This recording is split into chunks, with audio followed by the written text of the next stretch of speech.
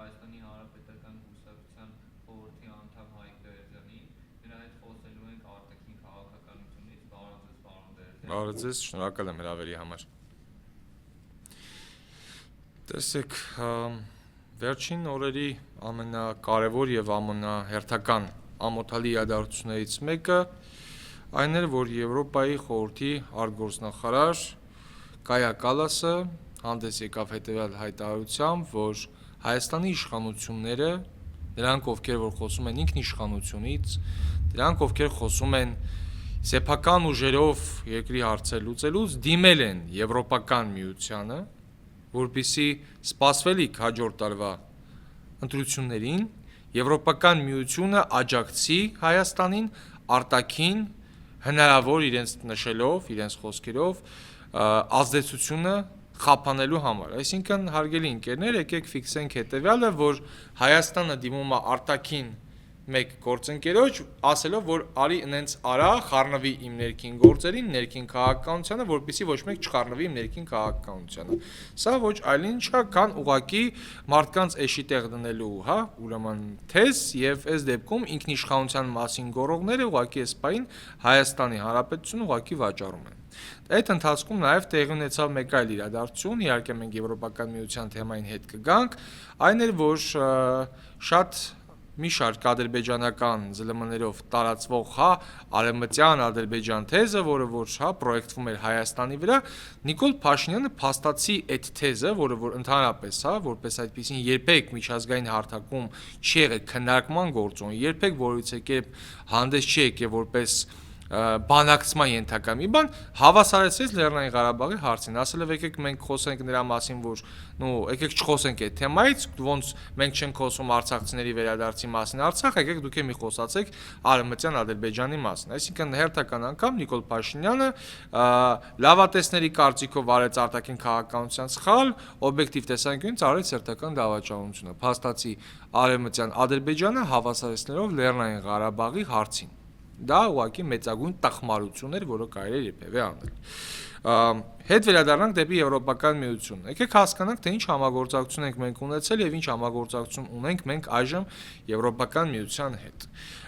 Ներքաղաքական առումով Եվրոպական միությունը Հայաստանին մինչև 2018 թվականը կամ այս դեպքում մինչև 17 թվականի ընտրությունները ներառյալ աջակցել է ընտրական գործընթացների բարեփոխումներով։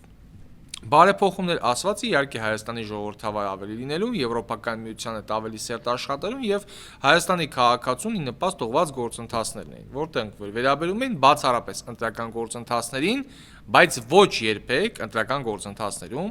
այս կային կերպ որից եկեպ խառնվելուն։ Այսինքն որից է տենց բան երևի ոչ մեկ կականատես չի եղել, որ մի պետություն դիմի մեկ այլ պետության, ասի դու ինձ արի ընտրություններից առաջ օգնի, որ դրսից աջակցություն չլինի։ Դա հերթական անգամ վկայում այն մասին, որ Հայաստանի իշխանությունները Նիկոլ Փաշինյանի գլխավորությամբ թքած ունեն Հայաստանի ինքնիշխանության վրա եւ իրենց գողակի գլխավոր եւ միակ նպատակը վերընտրվելն է։ Այս շրջանակներում շատ հետաքրքիր մի թեզ կա, երբ որ այս իշխանությունները ցանկացած մարդով իրենց քննադատում, ցանկացած մարդով իրենց դեմը անվանում են 5-րդ շարասյուն։ Եկեք հասկանանք 5-րդ շարասյուն բառի իմաստը, որը որ բավական հետաքրքիր է։ Շատ-շատերը չեն խորանում, բայց երկրորդ համաշխարհայինից հետո 5-րդ շարասյուն արտահայտությունը առավել շատ կիրառվում էր Թուրքիայում, Թուրքիայի իշխանությունների կողմից, եւ այստեղ շատ հետաքրքիր է, որ 5-րդ շարասյուն անվանում էին նրանց, ովքեր դեմ էին քեմալական իշխանությանը։ 5-րդ շարասյուն անվանում էին նրանց։ Մեր օրերում 5-րդ շարասյուն Թուրքիայում օրինակ անվանում են նրանց, ովքեր որ համարվում են գյուլենական շարժման մաս կամ Էրդողանին դեմ, ուրեմն անձինք։ Եվս մեկ հետաքրքիր նկատառում, որ Կրեմլի ագենտ, Կրեմլի շպիոն, ինչպես շատ հաճախ են անվանում, նման արտահայտություններ կիրառվում են Ադրբեջանում Իլհամ Ալիևի դեմ։ Այսինքն Հայաստանի իշխանությունները վերցել են 5-րդ շարասյուն արտահայտությունը, որը որ Ադրբեջանում կիրառվում էր նրանց դեմ, ովքեր դեմ են Ալիևին, եւ կիրառվում էր Թուրքիայում այն մարդկանց նկատմամբ 20-րդ դարի երկրորդ հատվածում, ովքեր որ դեմ էին քեմալական շարժմանը, քեմալական իշխանությանը։ Այսինքն մենք հասկանում ենք, չէ՞, կոնցեպտը ինչպես է ձևավորվում Թուրքիա, Ադրբեջան, Հայաստան, հա, նրանք ովքեր որ Ալիևին դեմ կամ հայերին կոտորածներին, իրենց ուրեմն 5-րդ շարացյան ներկայացուցիչներ են։ Հիմա հետ գանք դեպի Եվրոպական միություն։ Եվրոպական միության հետ մենք երկար տարիներ ունեցել ենք բավական արդյունավետ համագործակցություն։ Ինչի մասին վկայում է 2017 թվականին ՍԵՊԱ-ի մեծ ստորագրած համաձայնագիրը Եվրոպայի ընդլայնման համագործակցության վերաբերյալ, որը 18 թվականի մայիսից, երբ Նիկոլ Փաշինյանը եկավ իշխանության, չկապիտալիզացվեց։ Հետաքրքիր է նաև մեկ այլ հանգամանք, որը վերաբերում է Եվրոպական միության հետ համագործակցությանը առավել հեռանկարում։ Մոտավորապես երևի 1 կամ 2 շաբաթ առաջ կարող եմ մի փոքր օրեր խառնեմ, հրապարակվել էր Ամերիկայի անվտանգության դոկտրինը։ Ամերիկայի անվտանգության դոկտրինը շատ հետաքրքիր է, որովհետև իր արանքում ընկած է հետևյալ թեզը՝ առաջնային ԱՄՆ-ի համար, այսինքն գլոբալիզացիայի գործընթացը, որը որ կիրառում էր դեմոկրատների օրոք, կտրուկ փոխվել է եւ առաջին հերթին ԱՄՆ-ն հիմա կենտրոնացել է իր պետության վրա, իր ներքին քաղաքական գործընթացների վրա։ Երկու կետ է այնտեղ փոխվել, այսինքն ներողություն, երկու կետ են մնացել նույնը, որը վերաբերում է մեկը Վենեսուելային եւ երկրորդը վերաբերում է արաբական աշխարհին։ Ինչի համար, որովհետեւ բնականաբար երբ 2000-ականների սկզբից ԱՄՆ-ն չկարողացավ ամբողջովին չեզոքացնել Իրաքից հետո Իրանի հետ կապված հարցերը եւ փորձել սահմանափակել Չինաստանի աճը, այսպես ասենք, այդպես անվանենք, այդ ընթացքում հաշվի առնելով Չինաստանի հետ հակամարտությունը, իրենց համար շատ կարևոր են հենց նավթի գլխավոր պաշարներին ուղղակի տիրանալը։ Դա նորմալ գործընթաց է, որը որ առաջի դեպքը չի, աշխարհում բազմիցս եղել է եւ բնականաբար թիրախուն շարունակում մնալ եւ Վենեսուելան եւ բնականաբար այս դեպքում Իրանը նաեւ իսրայելական լոբինգի հետևանքով կամ արդյունքում։ Ինչ վերաբերում է Եվրոպական միությանը, շատ հետաքրքիր բան է պես արձանագրել, որ ԱՄՆ-ի դոկտրինում Եվրոպական միության հետ կապված կա շատ հետաքրքիր կետ։ Այն համարվում է իր արժեքները, որպես այդպիսին գրող համակարգը, որը որ չունի ապագա։ Դա ԱՄՆ-ի դոկտրինի մեջ է ամրագրված։ Այն ԱՄՆ-ի, որին որ օգոստոսի 8-ին, երբ Նիկոլ Փաշինյանը, Իլհամ Ալիևի եւ Դոնալդ Թրամփի հետ ստորագրեցին, երակոմ այդ փաստաթուղթը, դրանից հետո գործող իշխանության ներկայացուցիչները մեկի եթերում մնացած տեղերում անդադ ԱՄՆ-ի գովքն էին անում, այստեղ հարց առաջանում, եթե դուք ԱՄՆ-ի գովքն եք անում, համաձայն եք ԱՄՆ-ի հետ։ Այս դեպքում ինչպես եք դուք գնում դեպի Եվրոպական միություն, որը ըստ ԱՄՆ-ի, որպես այդպիսին, իր քաղաքական առումով ապագա չունի։ Մի փոքր մեղմ ասած անդրամաբանական է։ Մի փոքր ավելի հետ գան Կայա Կալասի հայտարարությանը։ Ես անկեղծ ասած շատ եմ ցավում, որ Եվրոպայի որոշ պաշտոնյաներ շեղվել են առաջին հերթին եվրոպական արժեքներից, շեղվել են արդարադատությունից, շեղվել են ազատություններից եւ այն ինչ իրենք անում են, ես վստահեցնում եմ նաեւ ինչ որտեղ դա կարելի է որակել որպես նիկոլիզմ։ Ինչի, որովհետև իրենք չեն մտածում Եվրոպական միության ապագայի եւ այս դեպքում նաեւ արժեհամակարգի, ինչպես նաեւ հեղինակության մասին։ Բացատրեմ թե ինչու։ Եթե դու խոսում ես ազատությունից, եթե քո արժեքների հիմքում ընկած է ժողովրդավարությունը, ապա դու իրավունք չունես որևէ պետության ներքաղաքական գործընթացներին միջամտելու։ Այս առումով նաև հաշվի առնելով այն հանգամանքը, որ Նիկոլ Փաշինյանը ամեն կերպ փորձում է իրեն ասոցացնել Եվրոպական միության հետ, եւ հաշվի առնելով նաև այն հանգամանքը, որ Նիկոլ Փաշինյանը գրեթե ռեյտինգ չունի եւ բացի միշտ իշխանությունները ցանկացած իշխանությունի պետական համակարգում որոշակի ռեյտինգ, որոշակի ձայներ, Նիկոլ Փաշինյանի հետ ասոցացվելը որպես այդպեսին Եվրոպական միության ընդհակառակը բացի վնասից ոչ մի օգուտ չի բերելու։ Որովհետև Նիկոլ Փաշինյանի ռեյտինգի անկման հետ միասին նաև անկում է ապելու Եվրոպական միության հեղինակությունը եւ ըստ այդմ ստացվելու այնպես, որ այն երկարատև աշխատանքները, որոնք որ կարվել են եւ Հայաստանի հետ եւ ոչ միայն, որպես այդպեսին ջուրն են գնալու, այնպես ինչպես օրինակ դա տեղի ունեցավ Վրաստանի դեպքում։ Իդեպ Վրաստանի օրինակը շատ հետաքրքիր է, որովհետև իրենք վարում են կոմպլեմենտար քաղաքականություն, իրենք որևէ մեկի օգնությանը չեն դիմում, ոչ Ռուսաստանի, ոչ Եվրոպական միության, յուրաքանչյուրի հետ աշխատում են։ Եվ դա, ասեմ ձեզ, նորմալ է։ Մի քանի օրինակ կարող ենք բերել նույն պատերազմից հետո, ուրեմն Ռուսաստանի եւ Ճապոնիայի հարաբերությունները։ Փաստացի, որպես այդպիսին, իրենք խաղաղության համաձայնագիր չունեն, ասեմ ավելին, ըստ որոշ բաների միջև հիմա էլ աշխատում են դրա շուրջ, բայց իրենց դա չի խանգարում առևտրաշրջանառություն, դիվանագիտություն եւ հարաբերություններ ունենալ։ Նույն այս դեպքում մեր վրա փորձում են ծախել այն, որ եթե Հայաստանում իշխանություն փոխվի, ապա տեղի կունենա պատերազմ, գալիս է 5-րդ շարաշունը, մենք դառնում ենք ռուսի ստրուկ, բլա բլա բլա բլա բլա բլա։ Այդ բլա բլա համակարգը, որ ներդրել է Նիկոլ Փաշինյանը, մենք հիմա շատ հեշտ ու հանգիստ կկոտրենք։ Առաջինը։ Սիրելի հայրենակիցներ, դուք տեղյակ եք, թե որտեղից է գալիս մեր ցորենը, որից ստանում են հաց եւ ոչ միայն Ռուսաստանից։ Իսկ որտեղից էր գալիս հիմնական մեր ցորենը մինչ այդ, այո, Արցախից։ Դուք գիտեք, թե որքան մեծ է հիմա կախվածությունը Հայաստանի տնտեսության, Ռուսաստանի տնտեսությունից կամ առհասարակ Ռուսաստանից։ Բացեք ցուցանիշները, դրանք ամենտեղ կան, եւ տեսեք որքան է մեծացել մեր կախվածությունը մեկ պետությունից կամ այս դեպքում մեկ համակարգից։ Այն դեպքում, երբ Նիկոլ Փաշինյանը ասում է մենք գնում ենք Եվրոպական միություն, լավա չի ասում մենք գնում ենք ՆԱՏՕ։ Չնայած դրան էլ հաստատ կհասնի։ Նաև ուշադիր եղեք, թե Եվրոպական միության մի շարք երկրների հետ մենք տնտեսական առումով ինչ համագործակցություն ունենք։ Հաջորդ կետը, որ այս օրերին խոսում էր Գերմանիայի հետ ստրատեգիական համագործակցության մասին։ Տեսեք, ես ես ընդհանրապես մեկ իրավական, այսպես դիպլոմատիկ խայտարակության օրինակ կբերեմ, երբ Հայաստանով ձգտում էր դեպի Եվրոպական միություն, ամիսներ առաջ ուզում էր մտնել ՇՕՍ, մի համակարգ, որը ուղղակիորեն հակասում է Եվրոպական միությանը, այսինքն Եվրոպական միության, չասեմ հակառակորդն է թշնամին է, բայց առնվազն չի տեղավորվում այն համակարգի մեջ, որը Եվրոպական միությունն է։ Մեզ թույլ չտվեցին Պակիստանը եւ Հնդկաստանը, Հնդկաստանը Ադրբեջանին, Պակիստանը մեզ։ Այն դեպքում, երբ որ մենք դրանից մեկ օր շուտ ստեղծել ենք դիվանագիտական հարաբերություններ այն պետության հետ, որը հաջորդ օրը պետք է արգելափակեր մեր մասնակցությունը այդ համակարգին։ Դա այդ առումով։ Երկրորդը ինչ վերաբերում է Ռուսաստանին։ Ես շեշտել եմ բազմիցս մեր կախվածությունը ռուսական տնտեսությունից։ Դրանից բացի նաև պետք է արձանագրել, որ այն իշխանությունները, որոնք որ հայտարարում են, որ մենք ինքնիշխան ենք, ես օրինակ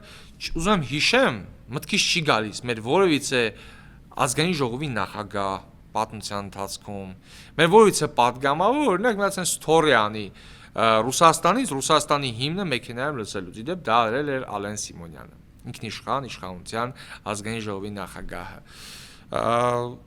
Կարծում եմ նաև այն իրավիճակը, որում մենք հիմա գտնվում ենք, հերթական անգամ փաստում է, որ Հայաստանը հիմա ամեն կերպ խուրդում են, բառազբուն իմաստով, սեփական իշխանությունը պահելու համար։ Հիմա պատկերացրեք հետևյալ իրավիճակը։ Միչանցկ կամ Թրամփի ուղին, ինչպես ով ուզում է անվանի։ Ռուբեն Ռուբինյանը, ազգային ժողովի փոխնախագահը, օրերս հայտարարում էր, որ այո, ամեն ինչ նորմալ է եւ մենք հիմնվում ենք Իրանի արտաքին գործերի նախարարության հայտարարության վրա, ոչ թե Իրանի հոգևոր առաջնորդի խորհրդականի հայտարարության վրա։ Հիմա ինչ եմ այս թեման բացում, որպեսզի ձեզ համար առավել պարզ լինի, թե Հայաստանի ամենախոցելի հատվածները որտեղ են լինելու։ Նախ Իրանում անկախ ռեֆորմիստների իշխանության գալուց կա մի պարզ հանգամանք, արտաքին քաղաքականության ճարտարապետը Իրանի հոգևոր առաջնորդն է։ Եվ այս իրավիճակում հույս ունենալ, որ Հայաստանի իշխանությունը ինչ-որ ճիշտ բան կասեն, իհարկե ոչ։ Եկեք համադրենք։ Իրանի հոգևոր առաջնորդի խորհրդականը Ալի Ակբարը հայտարարել է հետևյալը, որ մենք դեմ ենք այդ միջանցքին, մենք չենք ընդունում այդ միջանցքը, եւ դա մեծ համար խնդիր է, որտեղ դա նույն Զանգեզուրյան միջանցքն է, նույն Թրամփի ուղին։ Իրանի արտաքին գործերի նախարարությունը հայտարարում է հետևյալը, որ մենք հույս ունենք, որ Հայաստանի իշխանությունները հաշվի կառնեն կամ հաշվի են առնում Իրանի խնդիրները, Իրանի հարցերը կամ բարձրաձայնած որպես այդպիսի մտահոգությունները։ Այսինքն Իրանի արտաքին գործերի նախարարությունը այնպես չի, որ ասում ապրեք, գազ տվեք, այդ ճամփեն բացեք, ասում է ես հույս ունեմ, որ հաշվի են առնում այդ ռիսկերը։ Հայաստանի իշխանությունների հերթական կրուտիտը Ռուբեն Ռուբինյանի, որ մենք հիմնվում ենք ԱԳՆ-ի ասացի վրա։ Իսկ ԱԳՆ-ն ինչ է ասում, ասում է մեր ռիսկերը հաշվի առեք։ Բացի դրանից, Իրանի հարցը մենք հասկանում ենք, չէ՞ որ լուծված չի։ Ես հատուկ շեշտեցի ԱՄՆ-ի դոկտրինը, հիմա գնալով դեպի ԱՄՆ, որտեղ որ արկա է Իրանի մասին հարցը։ Այսինքն ամեն ինչ ԱՄՆ-ի համար սկզբունքովը մնում է, բայց Իրանը մնում է Իրան, որի դեմ եւ ԱՄՆ-ն եւ Իսրայելը աշխատել են։ Եվ ձեզ վստահեցնում եմ, որ այս իշխանությունները արտաքին քաղաքականության մեջ այնքան մեղմ ասած խեղկատակ ձևով են գործում, որ իրենք չեն պատասխանում մի քանի շատ կարևոր հարցերի։ Առաջինը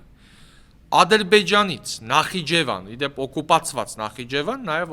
Նախիջևանը օկուպացված է Ադրբեջանի սահմանադրությամբ, դա եւս կհիշեցնեմ, որ կարող է ձեզ պետք գալ մի շարք հարթակներում, եթե օրինակ ձեր այդ բանավիճեն այդ առումով Ղարաբաղի կամ Նախիջևանի մասով։ Ովքեր են ստուգելու, բառից բուն իմաստով, ովքեր են ստուգելու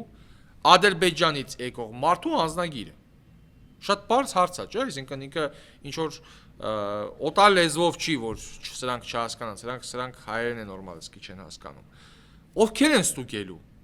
ով է լինելու այն մարդը, համակարգը, ով ստուգելու է այդ անձնագիրը, ով ստուգելու է այդ մարդը, ով է ինչացու, այդ բեռնա ստուգելու։ Ոչ մի պատասխան չկա, ոչ մի բան հստակ չկա։ Ամերիկյան ուժեր են ստուգելու, եթե ամերիկյան ուժեր են ստուգելու, ինչ ուժային կառույցներ են ստուգելու, ինչ ներկայացուցչություն է տեղ լինելու։ Ես հիշեցնեմ, որ այդ տարածքում պայմանական էսպայն ռուսները սպասում են իրենց, այսպես ասած գրասենյակի բացվանը կոնսուլствայի Ֆրանսիան արդեն ունի, հիմա էլ ամերիկացիք ստեղ,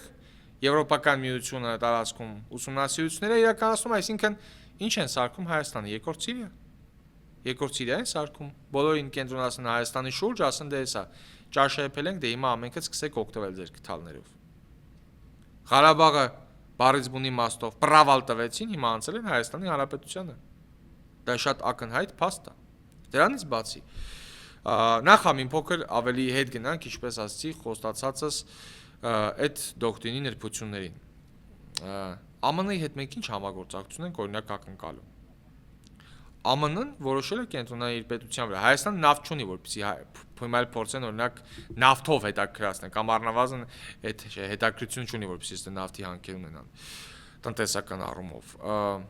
Հաջորդ շատ կարևոր կետը ամբողջ աշխարհը, եթե նման տեմպերով շարունակվեց եւ ռուս-ուկրաինական կոնֆլիկտը չհասավ իր ավարտին,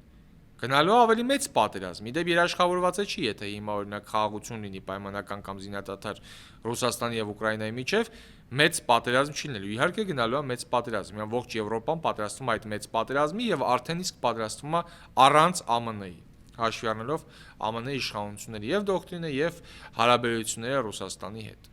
Հիմա այստեղ առաջանում է հերթական հարցը։ Բա այդ դեպքում Հայաստանի արտաքին քաղաքականությունը ինչի վրա է հիմնված լինելու։ Միանալ Եվրոպական միությանը ընդդեմ Ռուսաստանի պատերազմել։ Մենք բոլորս շատ լավ հիշում ենք Վրաստանի իշխանությունների հայտնի հայտարարությունը, որ իրենց եվրոպացի պաշտոնյաները դիմել էին ասելով, որ կարող եք երկրորդ ֆրոնտ բացել Ռուսաստանի դեմ։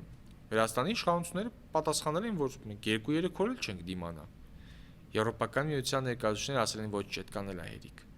Ես կարծում եմ մի շարք պաշտոնյաների Եվրոպական միությունում պետք է փոխվեն, այնպես ինչպես ԱՄՆ-ում փոխվեց եւ որոշակի արտաքին քաղաքականությունը վերաձևակերպվեց, այնպես էլ Եվրոպայում։ Հիմա ո՞րն է առաջնային հարցը։ Պատերազմի գնալ եւ տալ ահռելի մեծ զոհեր եւ այդ մեծ պատերազմի դեպքում, որը որ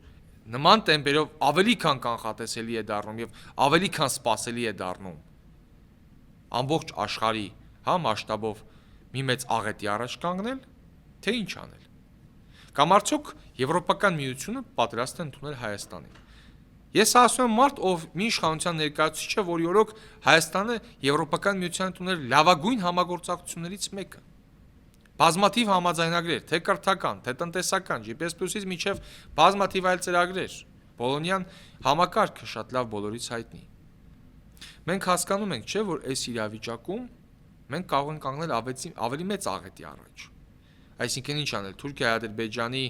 որոշ դեպքերում եթե կարողացան փոխեն Վրաստանի հետ միասին պատերազմել Ռուսաստանի դեմ, դա իրենց նպատակ, կամ առհասարակ որից է մեկի դեմ։ Եվ ասում Ռուսաստանի դեմ, պատկերացեք նույնը ասում եմ Եվրոպական միության դեմ կամ օրինակ ԱՄՆ-ի դեմ։ Դա մի փոքր ավելի հեռու է։ Մեկ այլ հարց։ Երբ բացվում է այդ ճանապարհը, եւ այն լինում է ոչ թե ճանապարհ, այլ իշխանությունների աղետալի աշխատանքի հետևանքով միջանցք, ապա Ադրբեջանը շատ հանգիստ կարող է զենք զինամթերք տեղափոխել Նախիջևան։ Նախիջևանից արդեն ասիական երկրներ։ Այնտեղից արդեն կարող է մեծ խնդիր ստեղծել Ռուսաստանի համար պատերազմի տեսքով, կոնֆլիկտների տեսքով, եւ այդ ժամանակ ոչ մեկ չի նայելու դարավոր բարեկամությանը վստահաբար։ Նայելու են թե որտեղից է գալիս այդ զենք զինամթերքը,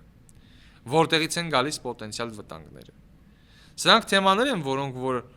ավելի քան կանխատեսել են եւ հենց այդ ճանապարհով է գնում Հայաստանի իշխանությունը։ Ոչ մեկ չի ասում, ոչ մեկի առաջ պետք չի որից հարց դնել,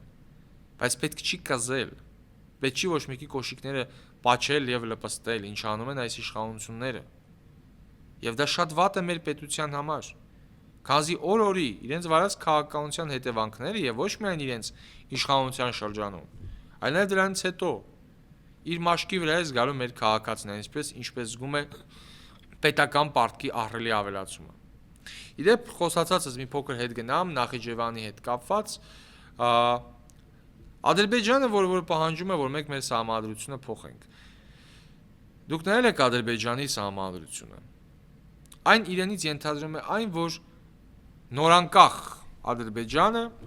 իրեն չի համարում սովետական Ադրբեջանի իրավահաջորդը եւ իր իսկ սահմանադրության մեջ ամրագրված է, որ մինչեւ 1928 թվականի Ադրբեջանն է, որի իրավահաջորդն է նա համարում։ Իդեպ այն Ադրբեջանը, որը ստեղծեց ԽՍՀՄ տարիներին։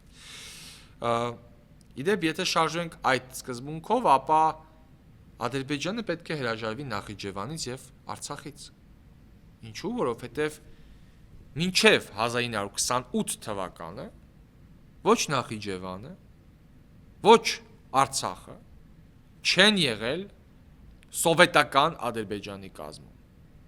Այսինքն Ադրբեջանի իշխանությունները փաստացի իրենց իսկ սահմանադրությամբ ընդունում են այն, որ Նախիջևանը եւ Արցախը իրենց կողմից օկուպացված է։ Դա իրենց սահմանադրության հստակ ամրագրումն է։